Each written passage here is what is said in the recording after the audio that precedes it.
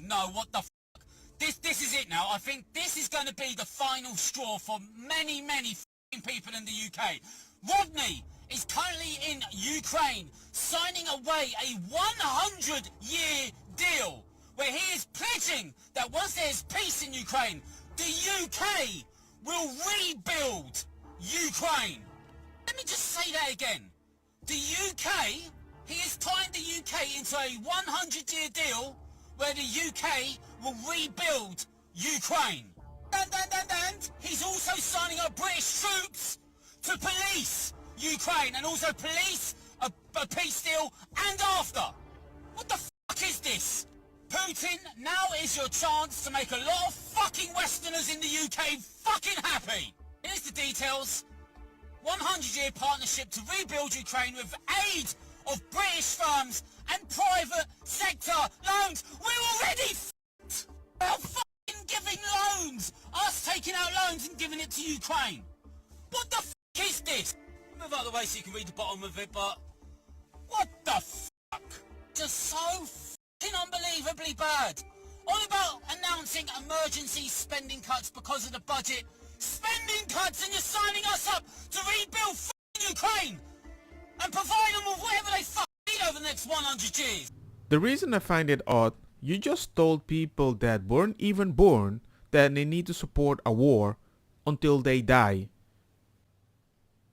I'm like, isn't that just a little wild? You guys stand with Ukraine? Oh my god. Luckily for you, they're looking for people to stand in their front line in the war that they're in. Oh my goodness. And you can take the people who didn't want to write those emails for Elon with you because it seems like they're going to need a job. And by the way, when you go over there, you're not going to want to live there anymore because the things that you fight in America for, they don't even entertain over there. Oh my goodness, though. You guys are so sweet. Also, I understand that you guys stand with this man or whatever, but are you not in the slightest bit inquisitive about the fact that he was supposed to come to America to sign for peace, but left America and went to other places to get money?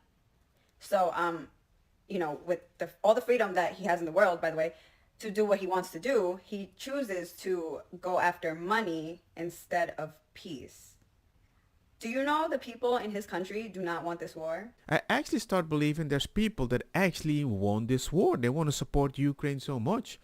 At the same time, I'm like, then why don't you go there and support them? You know what's even worse? If American troops were there because the deal with Trump did go through and Zelensky just chill with a peace deal for the moment, he would have gotten so much. If Trump was just there, American troops there, Putin can't touch it. But that wasn't enough. He wants to win.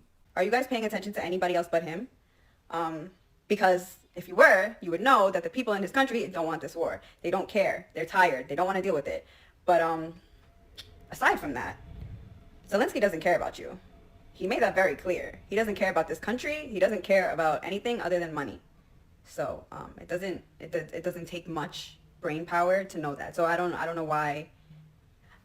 Whatever, stand with Ukraine, but like, hurry up and go there. I only say that because you guys are in America starting wars with any and everybody. Creators, neighbors, friends, family, anybody that doesn't agree with you, you are at war with. So you might as well take that aggression and use it somewhere else. And conveniently, they're looking for people. So that's all I'm saying. Venga, dilo. Remember to subscribe.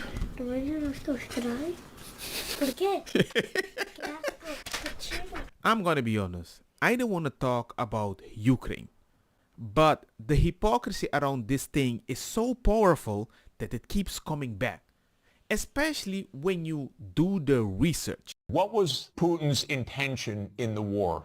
Not the propaganda that's written about this. Oh, that they failed and he was going to take over Ukraine. The idea was to keep NATO, and what is NATO? It's the United States, off of Russia's border. No more, no less. When the Soviet Union ended in 1991, and an agreement was made that NATO will not move 1 inch eastward. Now, what happened after 1991, the United States decided there would be no end to eastward enlargement of NATO. And the decision was taken formally in 1994. when President Clinton signed off on NATO enlargement to the east, all the way to Ukraine and into Georgia. So the NATO enlargement, as you know, started in 1999 with Hungary, Poland, and the Czech Republic, and Russia was extremely unhappy about it, but these were countries still far from the border. What the heck is NATO doing? Like, if you promise you ain't expanding, and you keep expanding over time, how can you be like, I'm the moral police, I'll do whatever I want? So the next round of NATO enlargement came in 2004 with the three Baltic states, Romania, Bulgaria, Slovenia, and Slovakia. At this point, Russia was pretty damn upset. So as everybody recalls, in 2007, President Putin said, stop. Enough. And of course, what that meant was in 2008, the United States jammed down Europe's throat enlargement of NATO to Ukraine and to Georgia. This is right up against Russia. And Russia protested because if Russia decided to have a military base on the Rio Grande or the Canadian border, not only would the United States freak out, we'd have war within about 10 minutes. And a month later, a war broke out. What do you expect was gonna happen? That's like somebody come in my house, promise to stay on that side of the house, brings a bunch of family until I'm locked in my bedroom with a garden on the outside. Oh, you have space, be happy. That gets Georgia destroyed. And starting in 2010, the U.S. put in Aegis missile systems in Poland and then in Romania. And Russia doesn't like that. I still remember when they did that, people were saying when Russia wanted to do their thing in Cuba, they said Cuba was too close to America to have missiles. Holy smokes, that was too close. And now they're even closer over there.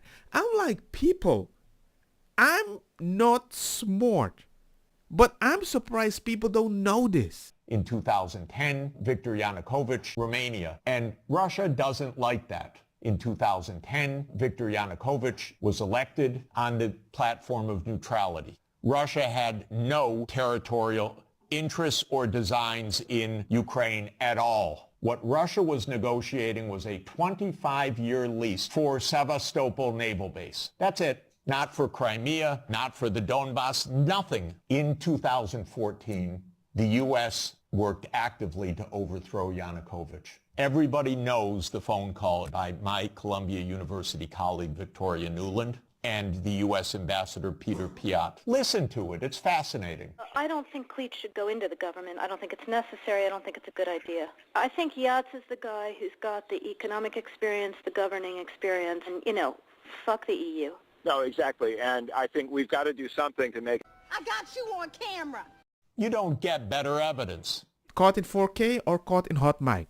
They didn't like the guy because the guy didn't like EU. So they did something about it. Then came Minsk, and especially Minsk II.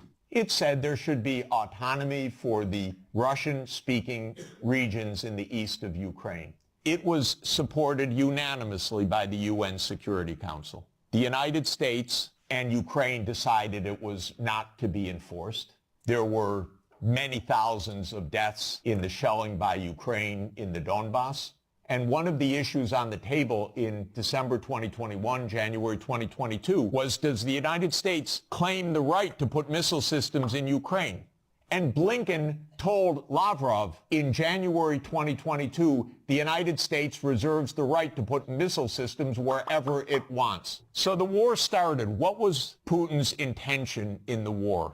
It was to force Zelensky to negotiate neutrality. And that happened within 7 days of the start of the invasion. Ukraine walked away unilaterally from a near agreement. Why?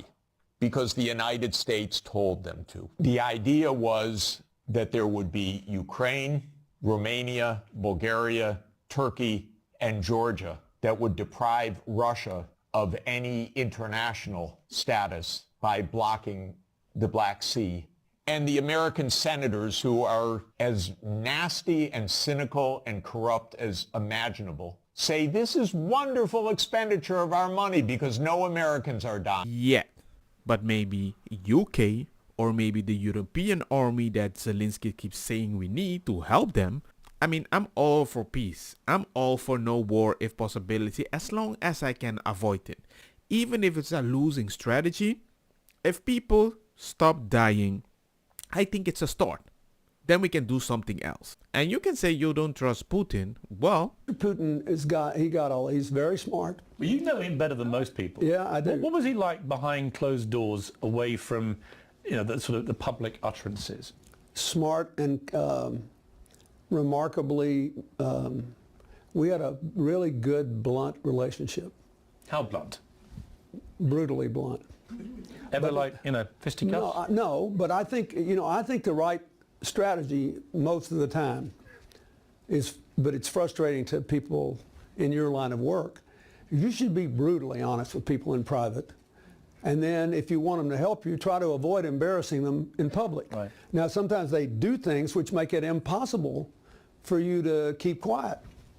But by and large, I found all the people I dealt with appreciated it if I told them the truth. How I honestly felt and what our interests were and what our objectives were. And they also appreciated it when I didn't kick them around in public for as long as I couldn't kick them around. So that's my experience. And did Putin ever renege on a personal agreement he made to you? He did not. So behind closed doors, he could be trusted? He kept his word in all the deals we made. So Bill Clinton says he's a genius. He's a man of his word. He kind of can be trusted. And he's a chill person, democratic, the usual, good for peace and everything. But when Trump says the same thing, he's a Russian puppet. Don't get me wrong, ma cosa dita bong. Butta fire na mi blonde, kush hash, purple skunk, criollo, colombici, jam, dur, loqueta, verdetta, welcome.